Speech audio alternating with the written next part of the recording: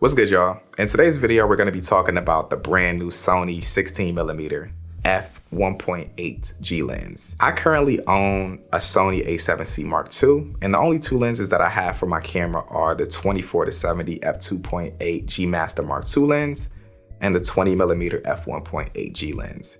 I love these lenses. I think that they're a perfect combo for me and what I do. But one thing that I don't necessarily like about this combo that I have is that I want wider shots, and being restricted to just 20mm, being as wide as I can get, just doesn't cut it for me a lot of the time. I was on Canon a couple months ago, and when I was on Canon, I had a bunch of different lenses. I had a 16mm prime, I had a 16-35, a 100mm, and I liked the 16mm lens that I had on Canon. Now let's get into the things that I do like about this lens, the pros. The first has to be size. For me, I think that it's always incredible and it always surprises me how small Sony is able to make these lenses. This is a full frame 16mm lens that goes all the way down to an f1.8, and it's so freaking small. Earlier I talked about the 20mm f1.8 G lens that I own. This lens is just a little bit smaller than that, which is insane to me. What this means for me is that this makes this an incredible lens for vlogging. If I just want to go out and be super compact and have a nice wide angle lens on me that can go to a nice aperture, this is a really good option. The second thing that I like about this lens is the aperture range. That f1.8 on this lens makes it extremely versatile for me. When it comes to wide angle lenses, you're used to seeing them being sharp from edge to edge and, having a fairly high aperture range. It's not something that's super low in the 1.8s, maybe 2.8 at max.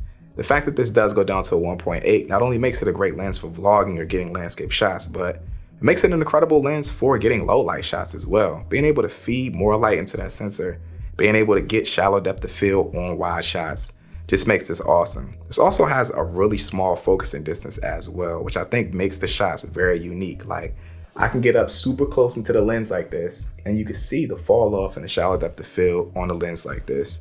It's just awesome. It's just such a unique perspective to be able to get a super wide shot, but also be able to get shallow depth of field as well. The next thing that I love about this lens is the fact that it does not have a protruding lens element. One step up inside of the Sony lens line, you have that 14mm f1.4 G Master lens that is just so tempting. I love that focal length. I think that is so unique. It's extremely wide, and being able to go down to an f1.4 is insane. But for me, the reason why I didn't pick that lens up, and I probably won't, is that it has that glass element on the front of it that sticks out past being able to apply a lens filter to it easily. Now you can attach matte boxes to be able to use ND filters or other filtration systems, but for me, I feel like it kind of just negates the purpose of having a small compact setup. For me, the 16mm is like perfect. It's small, the glass on the front of the lens doesn't restrict you from adding on an ND filter, so I love the fact that I could just take this out, still go down to an f1.8, get the exposure that I wanted, and still be able to get the aperture that I wanted as well. But the next thing that I love about this lens is that the autofocus is just amazing. That's one thing that I feel like Sony is just killing right now. The autofocus on this lens is just extremely reliable.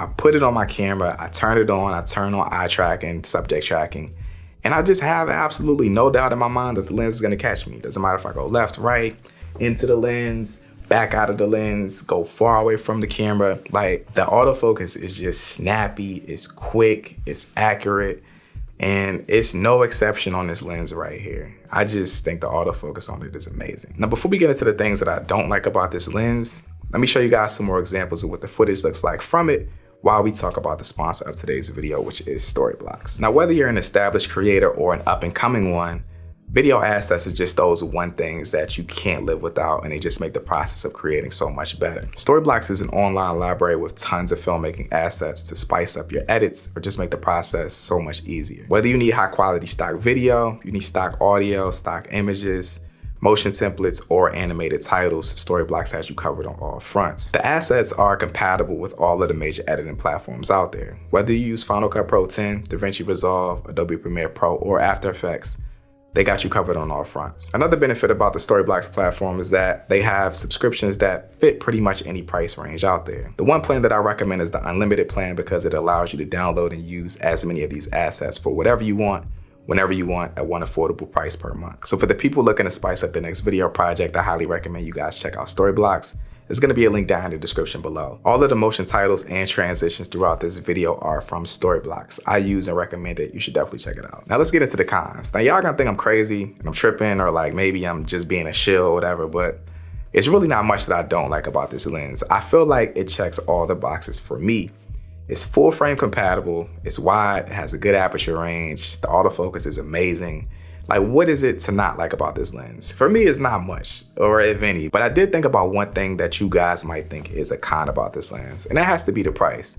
Now, I have to reiterate this. I don't think that this lens is priced unfairly or bad at all. It's $799 USD for this lens, and for me, I feel like the package, what you get, what it looks like, its performance, this is an incredible buy, but I can see why a lot of people might not think this. I don't doubt that there will be another manufacturer out there like Sigma or Tamron who will produce a lens of the exact same focal length at the exact same aperture range for a price that's cheaper than this.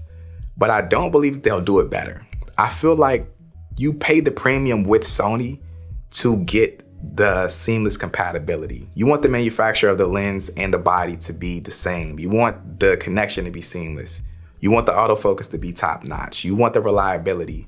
And I feel like these are the things that you pay for when it comes to Sony lenses. So I don't necessarily think that this lens is priced bad, but I can see why some other people will, because they purchase third-party lenses that do perform pretty well as well. For the people who extremely analyze images, I'm sure you could find a lot of flaws about this lens, like the fact that it vignettes when it's a lower aperture, or the fact that it bows or barrels on the edges. I don't know what these distortion terms are, but I'm basically saying the distortion around the edges of the lens, which I think actually look really good for this focal length on full frame. But I don't care about this stuff. Like, you know, unless it severely affects an image and just makes it look terrible on all fronts, I don't really care. I just find that it's lens character. And I know a lot of people do care about that stuff, but for me, I like the way it performs. The autofocus is great. It looks great. It has a good aperture range. The colors are consistent with other Sony lenses. It's seamless compatibility with the body and the lens. I just think the lens is amazing. So that's how I feel about it. For the people who are thinking about purchasing it or wondering if they should purchase a lens like this, that's on you. Do you need a 16mm lens? Do you have the money for it? If you do, I think it's a good purchase. If not, you should probably go check something else out or look into something else. I think it's an amazing lens. And for me, I think I'm gonna be adding this to the car really soon. I think it'll be a great addition to the lenses that I do own. And I've been using it over the past couple of weeks, and I actually used it exclusively on my last video. This is the only lens that I used. The fact that the minimum focusing distance is like so small, it allows you to get versatile with just one focal length. You can get close shots on a wide lens and get shallow depth of field and not make the image or the video just look stale from one focal length. I like it. I'm also using it in this video right now. So if you wanted to know what an example of a talking head setup look like with this lens, this is one right here. If you got any questions about the lens, you can drop those down in the comment section below. I'll try my best to answer those. If you enjoyed this video, just drop it a like. If you're new to the channel, consider hitting that subscribe button. But with that being said, I'm out, y'all. Peace.